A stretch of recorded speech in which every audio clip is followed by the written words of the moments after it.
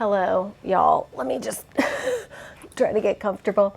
I wanted to address where I've been and finally do the Q&A that I asked you guys for questions. You know, every once in a blue, I need like a little break from YouTube, from posting content. And unfortunately, I just am never really good at like planning it out so that I can say, hey, by the way, not gonna be a video for a little bit. But it just happens. We went to Georgia for the weekend. Sierra and I went down to Atlanta to go watch the Ducks play the Georgia Bulldogs. And when we came back from that game, I was like, okay, you know, I've had my little break and I'm gonna get back to filming content and everything. And then I woke up sick. I would imagine it's from the stadium of, I don't know, 30,000 people screaming and barking and yelling and spitting and you guys know that I'm not a big sportsing person.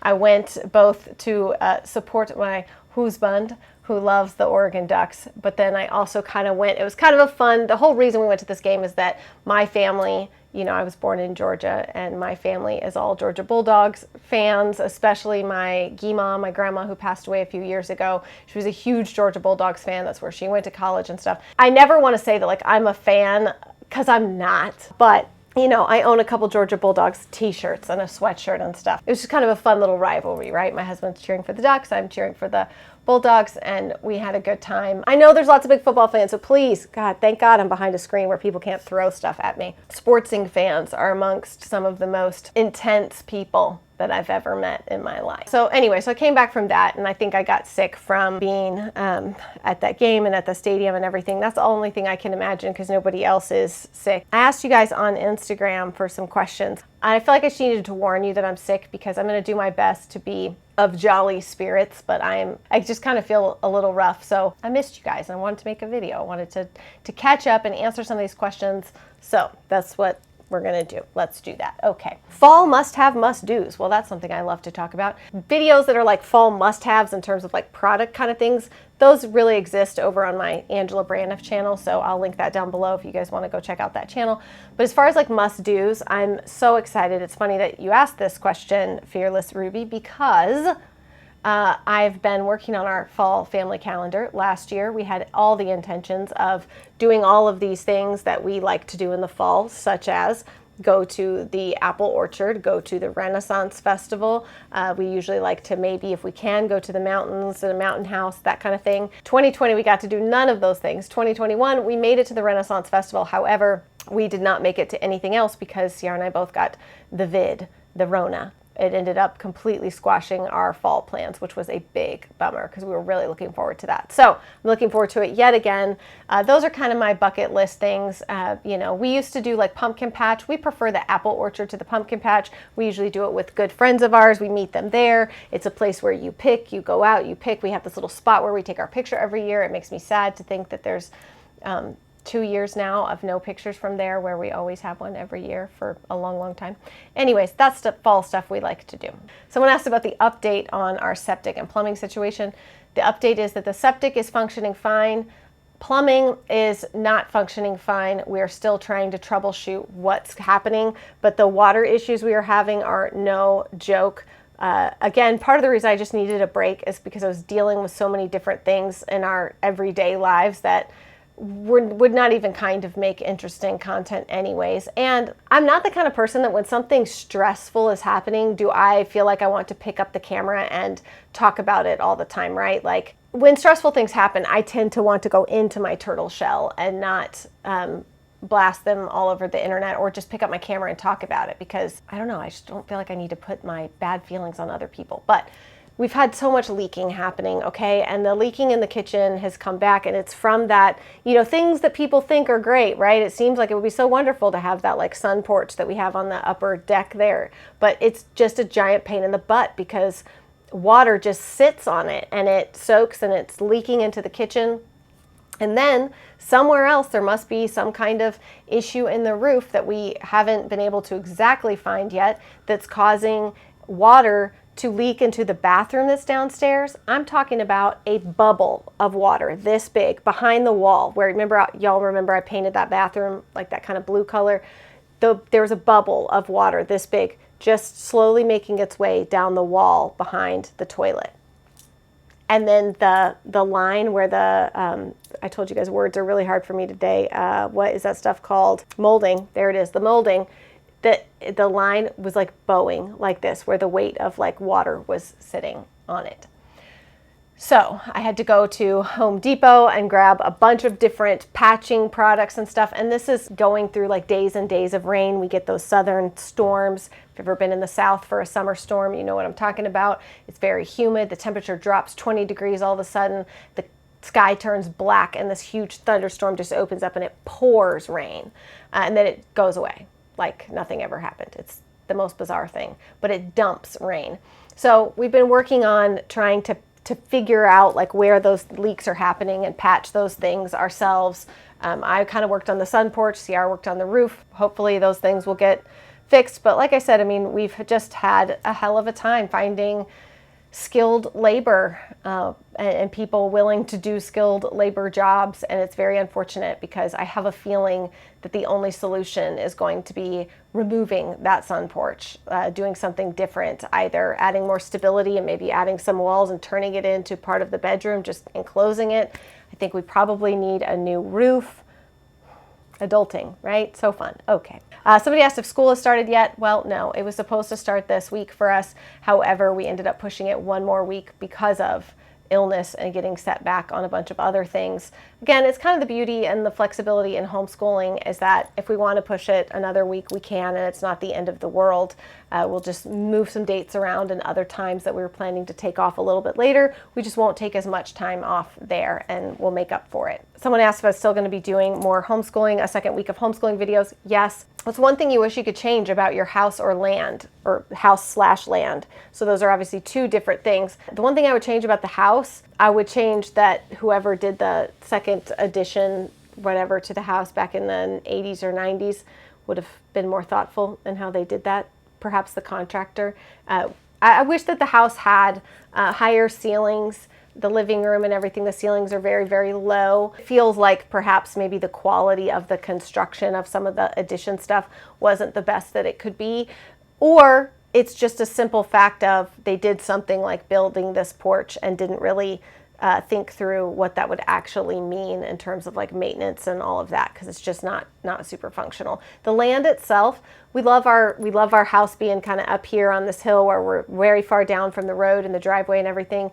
The only thing I would change is that, and again, just stuff you can't really know, is that the way water flows on the property and the erosion of land from the horses and everything on the pastures over there, it's very, very hard to keep grass or grow grass in these two pastures in front of our house. There's a lot of trees that need to be removed. We have all these water oaks, and they essentially, their roots grow very deep and wide, and they soak up tons and tons of water. They take all the water out of the ground and make it very hard to grow grass. There's a lot of, I think that a lot of these trees must have, nobody planted them, right? They're, Mother Nature's planting, but they must have, those seeds must have taken root all around the same time, because there seems to be a whole strip of trees that are all dying at the same time that runs across our property. And these are very large trees that in storms, they come down, limbs come down, it breaks fences. And it's dangerous, obviously, to have these huge trees that are dead. So we have a lot of tree removal to do, and they all seem to be dying kind of at the same time. So that's the only thing I guess I would say I would change about our land is better flow of water. I'm sure you guys have seen us post on social media or even sharing videos here about the lake that forms at the bottom of our property when it rains. Do you miss anything about your old house or the area it was in? Oh, of course there's stuff that we miss about Mint Hill, our house, living there. Again, that house was technically, I believe, less square footage than our current house. I can't imagine how that's possible, though. I think there must be something off there.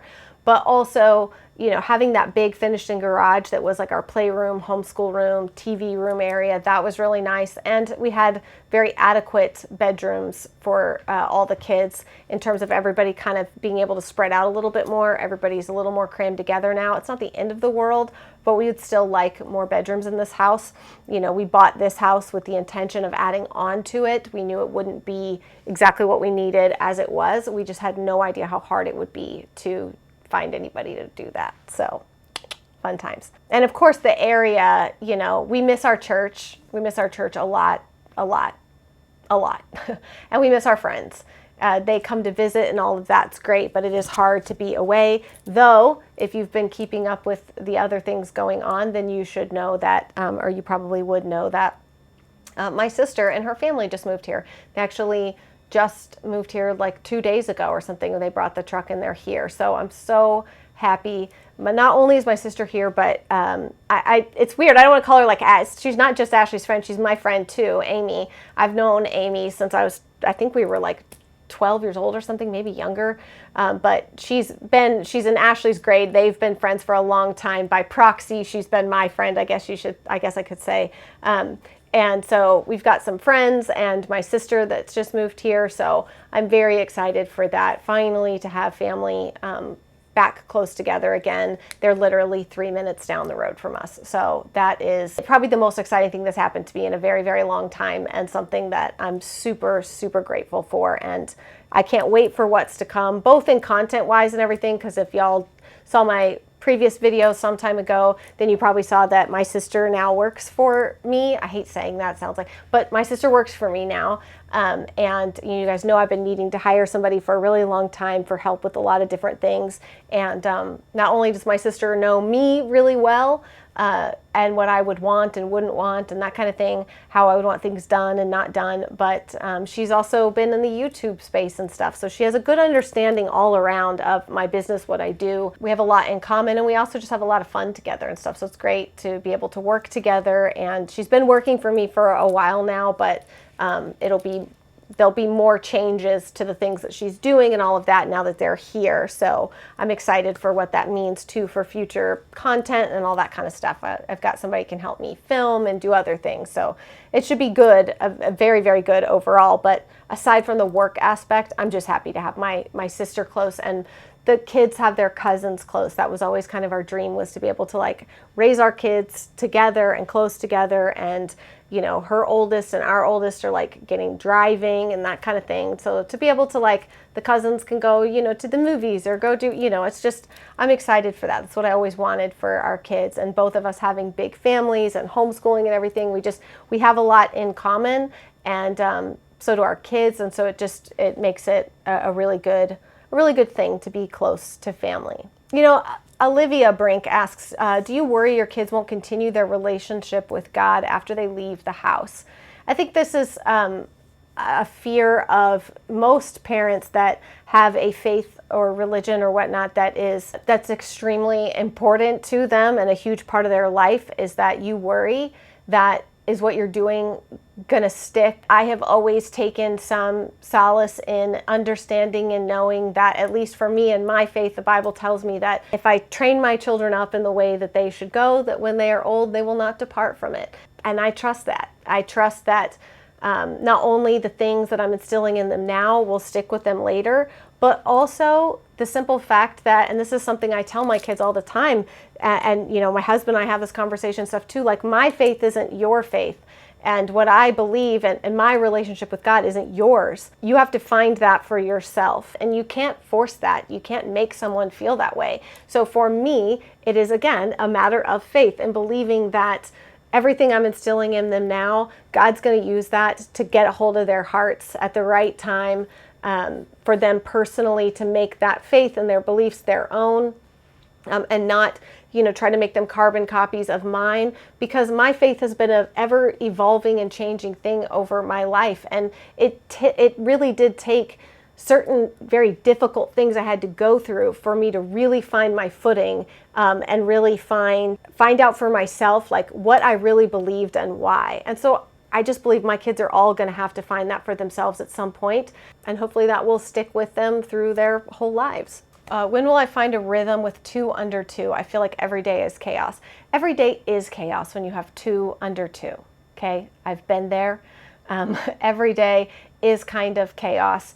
The thing, again, about finding a rhythm is remembering that it's not going to be the same every day. It's just the flow of your day. You might even already have it. It doesn't mean that it's not going to feel stressful, especially when you have a lot of little kids, and 2 under 2 it's a lot, okay? I would say, how much grace are you really giving yourself? How much more can you take off of your own plate as far as expectations? What else can you say no to? What else can you let go of? Until you feel like you have a grip. Once you feel like you've got a grip, you've got your rhythm, you could slowly start adding things back in. But I would start saying no to things, taking things off your plate, getting rid of things until you feel like, okay, I can breathe, we've got a rhythm, and make sure that you're not sabotaging yourself with unrealistic expectations. A lot of this is stuff we talk about a lot on my other channel. Again, I'll link it down below. Just make sure that you're not making your own life harder with unrealistic expectations of yourself, you know? Are you considering a recipe book? I love the recipes you've shown on YouTube. Yes, I am. This is something that we've been actually planning for close to 2 years now. I am really hoping that I will be able to, my plan, I'll just go ahead and tell you guys, my plan is to do sort of a holiday recipes book. It will be an ebook. It won't be a physical book at this point, but like a holiday recipes book of like family recipes and stuff that we make around the holidays. I would love to have that be done and out this year before the holidays, hopefully. And then, yeah, I mean, we would love to do like a, you know, I call it, in my head, I call it this gathered table. But a large family, you know, cookbook, some of our favorite recipes and things that our family eats and loves constantly. That's definitely in the works and in the plans. You guys can help me try to convince Christopher to do more cooking content with me. We both love cooking. And you know, he loves grilling and stuff, and I think he feels like it's, I don't want to say like oversaturated, but kind of, but I'm trying to convince him that not only are his recipes absolutely delicious and wonderful, but so is he. And that that you guys would like to see more cooking content. So you guys can help me convince him of that. Do you ever struggle with motivation? Absolutely. Absolutely. I struggle with motivation. I was listening to something the other day that actually really struck me. It's not motivation that is actually what's hard. It's consistency. That being consistent with anything is actually the hardest part of doing something. It's the consistency aspect, whether it's in parenting, you set up rules, boundaries, parameters for things, but being consistent with implementing the discipline or, you know, whatever the consequences for breaking those rules. Like, it's the consistency of, nope, I said this is how we do this. This is always how we do this. Or is that only how you do it when mom and dad are in a good mood? Otherwise, if you're tired or you're just like, oh, whatever, go ahead, watch TV. You know, so consistency is, to me, the hardest part, and I think it's actually sort of the sister, I guess, of motivation, is that, you know, if you can convince yourself to be consistent, then you don't need motivation because it's just what you do. Does that make sense? It's just part of what you do. It's what you have to do, right? I don't know. My brain's not working. Hopefully you guys understand what I'm saying. Somebody said, now that Ashley's having another baby, does it give you any baby longings? Angelica, I'm not sure if that's right or not, if I got that right. First of all, I just want to be very clear in saying that I have had baby longings since before my sister was having another baby, so there. But unfortunately, the way the internet is, that if I said that, people would be like, oh, Ash is having a baby. I bet Angie's going to want to have a baby too. Angie wanted to have a baby for a long time before Ashley did, but Angie's not having a baby. So, of course, y'all, I've said this a million times. I love children. I have 8 of them, okay? I love children, and if life circumstances were different than what they are, I would probably have 101 children, like 101 Dalmatians, okay? I love children. I really, really do. That's funny. Somebody said, what do you answer when people who don't know you ask what you do for a living? It depends on who's asking. If it's somebody that legitimately I'm never going to see again, or like have no, you know, relationship or wouldn't have a relationship with again, I will typically just say something like that I am in digital content creation. That's usually kind of how I go about it. But yeah, I mean, it's funny because you can almost more tell people that you're a blogger, that you have a blog, than you can say like, I never refer to myself as a YouTuber, if that's what you're asking. Never. And maybe that's me. I should own the terminology and not care the connotation that comes with it, but can't help it. Is there anything that shakes your confidence? Of course, lots of things. I think many times in the influencer space, you'll hear people say, and I'm sure I have before, I don't care what people think. I don't care. You don't have to like me. Da da da. It's fine.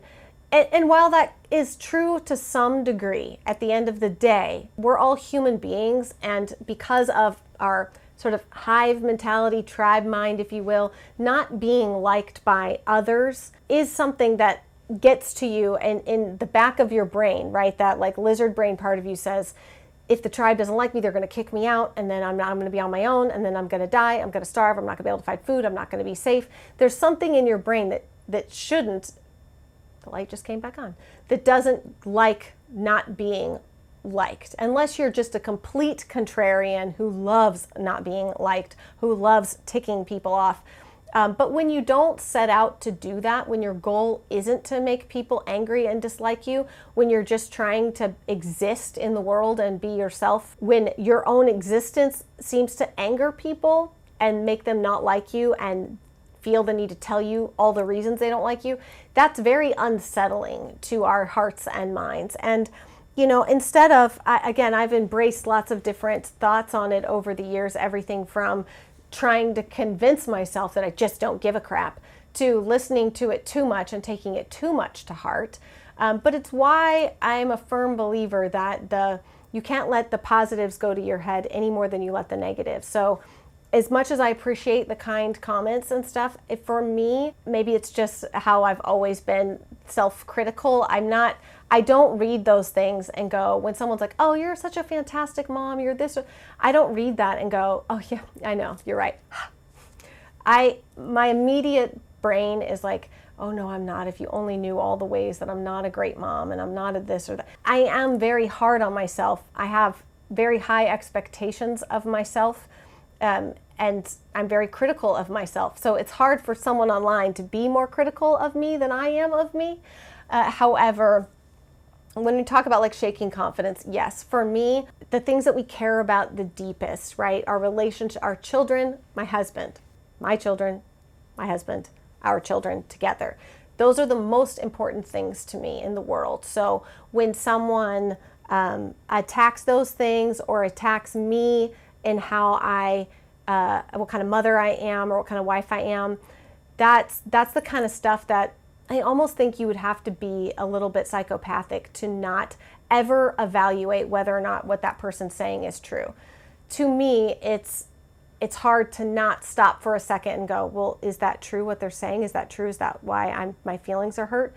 And sometimes there's specks of truth in what somebody might be saying, but most of the time it's nowhere close to the full picture. It's just a snap judgment or moment. But again, I try to take those things, evaluate, is what they're saying true? Is it hurting my feelings or bothering me because they're saying is true and I need to do something about this? Or is it just, again, somebody misreading a situation or a misunderstanding or whatever, and I need to let it go and continue on with my life? I'm always trying to encourage my kids that nobody can make you feel a certain way. You're letting them. You are in control of your emotions. You are in control of your reactions. It's never good to blame other people for your emotions or reactions. So with that said, when somebody's mean or nasty or whatever to me, it could shake my confidence for a second, but most of the time I try to just go, okay, I know that's not true, so bye-bye, moving on. I'm not going to, I get to choose how I respond. I get to choose how I let it make me feel. I get to choose whether or not I internalize it as something that's true, or whether I keep walking like, all right, well, that's nice that's how you feel. Moving on, And I think a big part of that too, with confidence and everything else, is having people in your life who love you and care about you enough to tell you the truth either way. If you just have a bunch of yes men in your life who are always telling you how great you are and would never call you on your crap, then you can get a lot of false confidence and stuff out of that. So you do need people in your life that will tell you when you're being crappy, or if you've become this or that or whatever, keep you on the right path. I feel like I'm rambling now, and I don't mean to. I'm sorry. Hopefully that makes some kind of sense what I'm trying to say. Do you find having more kids is actually easier in some ways than an average 2-kid family? Mary Jane, I do think there are some aspects to having a big family that make certain things easier. again, it's not an exact science of 8, having 2 kids and then 2 more and then 2 more, that it's multiplying exactly, right? Because you're already doing dishes, you're already doing laundry, you're already doing those things. One of the biggest benefits I've always said about having a big family is that the kids have each other. There are lots of built-in playmates. There are lots of people to play with. There are lots of different ideas, lots of different personalities. So not only is it helping your kids on the daily, just, the whole boredom thing is not really an issue. There's plenty of people to play with. But also it's helping your kids to learn how to interact with all kinds of different people with different personalities and different ways of thinking about things and doing things, because even if our kids were all biological, they're not clones of us. So they're all going to have different thoughts and feelings and stuff. And I think it's great for kids to learn to interact in that world. And you really can't be a completely selfish brat when there are 8 children, because there's just not enough hours in the day and enough ways for parents to spoil you to be a completely spoiled brat when you're one of 8 kids. So I do think that there's lots of really good long-term life lessons about being willing to be a little bit self-sacrificing and putting others before yourself that comes out of having a large family or having a lot of siblings. So obviously there can be negatives too, so I'm not saying that there's not. And there's ways you can do that all kinds of wrong, but in the best, giving it like the best light in a perfect world, I think there could be some really great things that come out of it. Camera battery keeps dying, the card keeps filling up. I'm having a tough time getting this done. Mountain Puppy said, okay, I ask this all the time. Why do pigs wag their tails? Are they happy like dogs? I think so. I can double check with Shelby, but I would think so. Our pigs are definitely happy and they wag their tails, so maybe the two are connected, I would think. How do you get so much done with kids underfoot? Well, first of all, projects take me, if I'm doing them, with the kids underfoot, they take a long time. I feel like I've kind of talked about this a little bit before, that the way that my sister and I were raised and with my parents and everything was always that my parents just took us along for everything. It wasn't like, this is the adult stuff that adults do and this is the kid stuff. And they just took us along for everything. And my mom always had this philosophy that she raised us to be people that she enjoyed being around. She didn't want to wish us away. She didn't want to wish us back to school and dread Christmas break and look forward to the end of summer when school started so she could get rid of her kids again. Like, this is how she saw it, is that she felt like, why would I want to do that? Why don't I just raise my kids to be people I enjoy being around, and then I don't have to wish them away all the time? While it's obviously, that's a little more simplistic view of things, and especially times 8 kids, it's not quite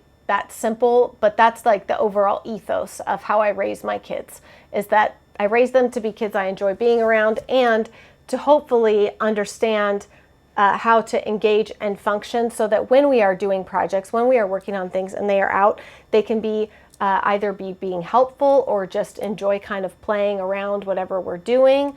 And including them when I can. It makes things take a lot longer and it can be very frustrating. You really just want to get something done, but a little kid wanting to help can drag that project out by hours, if not days. Yeah, and then just like on a very practical level, okay, if I'm painting something like a piece of furniture they can't paint or whatever, I just try to prepare that everybody's got snacks, drinks, they can watch a movie, I've got coloring things out, I've got things for them to do while I'm working on said project, so that the stopping 50 times in the middle should happen as few times in between as possible.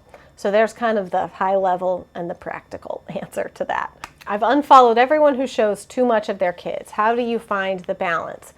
Well, first of all, that's going to be, I want to say very clearly that showing too much of their kids, that's in the eye of the beholder. That's going to be on, your terms, what you decide you think is people showing too much of their kids. Everyone's going to have a different amount that they feel that is, right? And what is okay to share and what isn't. I have always kind of abided by the philosophy of, is this something that I would have wanted my parents to share about or talk about?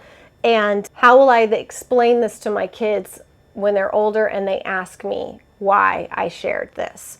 If I can't answer those two things with decently good answers, then I shouldn't share it, right? That's kind of how I've always chosen to view things. So being able to answer the why question later has always been very important to me. That's the balance for me. That's the balance for me. And once we moved here, and things have happened and stuff, and we've just followed our guts and our hearts on pulling back from things, even if it cost us certain opportunities or whatever. I have to be able to sleep at night, and I have to be able to answer to my kids. Bottom line. That's it for me. All of the internet stuff and everything, that'll all go away someday, maybe. I mean, I don't know. The internet's not going to go away, but you know what I mean. Like the ability to make money online, to be, a family online who people are interested in watching and stuff, that's all going to ebb and flow. And the truth is that you have to become a little bit more, everything has to be more and more and more to keep people's interest for a long time. And I have no interest in sacrificing my kids on that altar. And it is unfortunate that a few can ruin it for the many, because I do understand how many people truly have loved and cared about our kids over the years, and do feel in a genuine and kind way that they know our kids and that they love our kids even. And for that, I am so incredibly grateful. There are nefarious people, nefarious actors in that atmosphere and in that space. And there are just simply things that for our kids, I want them to decide for themselves how much of this or how much of that they want to be out there in the world. And so as someone who, as I've gotten older, has enjoyed many aspects of social media a lot less, and if I'm being totally truthful with you guys, if this wasn't what I did for a living, I probably wouldn't be on social media at all. I have especially, it's going to sound very childish, and I really don't mean for it to, so hopefully you can hear through my cold to understand what I'm trying to say, but especially with like the changes of Instagram becoming like all about reels and videos and these short, seconds long content on Instagram, trying to be TikTok and whatever. It's hard for me to find the motivation to show up on those platforms at all, because Instagram doesn't show my content to the people who follow me anymore anyways. And I can't be something I'm not. I'm trying to learn how I could possibly do reels in a way that feels authentic to me, but I'm not going to dance. I'm not going to point at bubbles, and there's no shame if you do. It's just not me. It's not who I am. And I've always kind of done things my own way, and even when there were trends with content, there's times that I have fallen susceptible to feeling like, all right, well, this is what everyone else is doing and it's working, so I should do that too. And I've dabbled here and there. I'm not saying that I've not ever fallen prey to what's trendy or whatever, but I have always tried to stay true to myself. There's just some things it's not me. All of that to say, I don't love social media for many, many reasons, certain aspects of it. And so I certainly don't want my kids to feel forced into that either. The balance of it is every day, decisions constantly. If your kid was born 3 days before the kindergarten cutoff date, would you personally wait until next year? Yep, absolutely. Absolutely. Especially if you don't need them to go to school because you're trying to get to work and all of that, right? If you have the choice, definitely my advice would be to wait. Somebody asked about podcasts, books, Bible studies I'm loving lately. I probably will do a separate video because I have a ton. Even in my favorites video, it was way too much that I couldn't share. I have a number of books and podcasts and stuff that I've been listening to over the last couple of months, so I will definitely share those in something separate because it's too much to fit into one video. Is Lottie still getting out? Yep, she figured out how to get out again. So we've got to keep building up the fence. She's a smart little goat. I'd like to say that like it's a positive thing, but there's so many good questions here, you guys. I honestly feel like I might just do a part 2 to this because there's a number of other really good. I feel like as the years, if there's one thing I could say about YouTube and all that over the years, the questions for Q&As seem to get better and better as the years go on. And I understand it's because so many of you guys have been here for so long that you already know the basic stuff that people ask in Q&As, and I've answered those questions years ago. So I feel like the questions are getting better, and it's things that I actually really enjoy answering and want to be able to like go more in depth on. And I I don't want this video to be an hour long, though it probably already will be. But there's so many good questions in here that I would love to get to and actually answer. So I may just go ahead and do a part 2, especially because we missed video last week. Maybe I'll just do 2 videos this week and do 2 parts to this Q&A because there's just too many good ones. Yeah, people, of course, asking about our podcast, if that's coming back, if I'm coming out with another book, are we buying more land, financial advice, travel plans, are you happy? I've actually gotten that question a couple of times in various forms. I have a feeling there's a reason behind that, and we'll talk about that. Lip injections, filler and Botox, more animals, intermittent fasting, my thoughts on MLMs. Yikes. Okay, lots of good questions. I'm going to do a part 2 to this. So that will be the end of this Q&A. Again, thank you guys so much for asking questions over on Instagram. And if you made it through this whole video, for being here and watching and chatting with me in the comments and, you know, leaving comments and all of that. I really do appreciate you guys. And I'm sorry that there was a larger gap between videos. Life happens and that happens. I always love just getting a chance to sit down and talk to you guys like we were having a cup of coffee together and just chatting. It's always fun. So that's it for today, and I will see y'all again very soon.